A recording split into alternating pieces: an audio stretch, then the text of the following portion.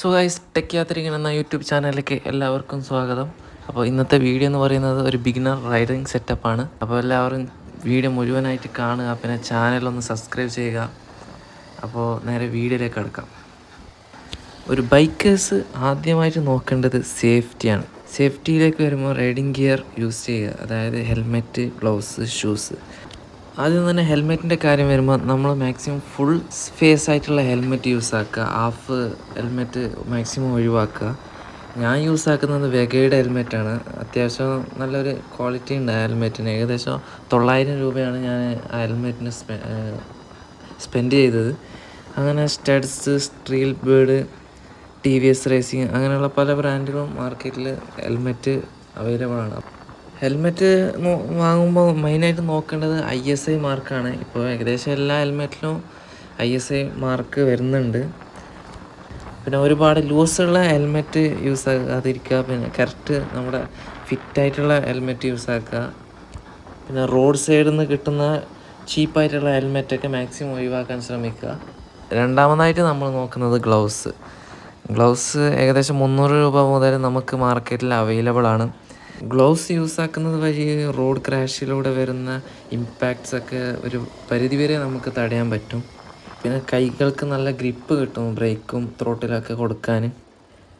ഒരു പരിധി വരെയുള്ള വൈബ്രേഷൻസൊക്കെ നമ്മുടെ കൈകളിലേക്ക് എത്തുന്നത് കുറയുന്നുണ്ട്. അതുവഴി നല്ലൊരു കംഫർട്ട് കൂടിയാണ് നമുക്ക് ഈ ഗ്ലൗസ് യൂസ് ആക്കുന്നത് കൊണ്ട് ഉപകാരപ്പെടുന്നത്.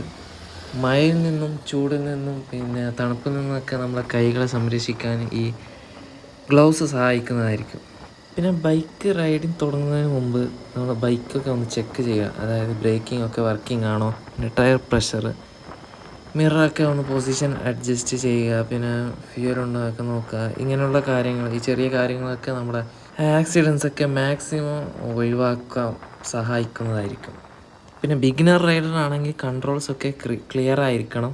ക്ലച്ച് എവിടെ, ബ്രേക്ക്, ഗിയർ ഷിഫ്റ്റിങ്ങിനെ കുറിച്ചും പിന്നെ ആക്സിലറേറ്റ് കൺട്രോളൊക്കെ പഠിച്ചിരിക്കുക. പിന്നെ സ്മൂത്തായിട്ട് ഇവയൊക്കെ യൂസ് ചെയ്യുകയും വേണം.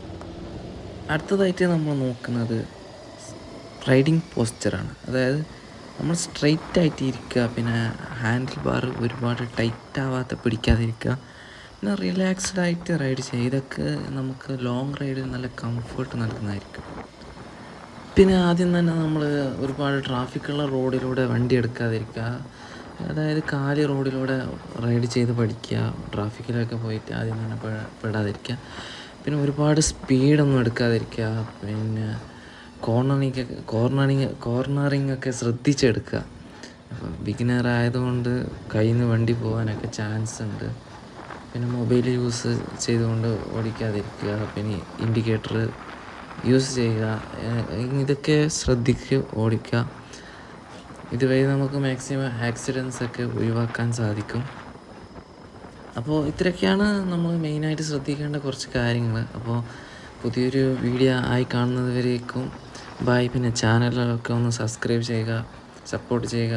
അപ്പോൾ ഈ വീഡിയോ അവസാനിക്കുകയാണ് guys. Thank you for watching.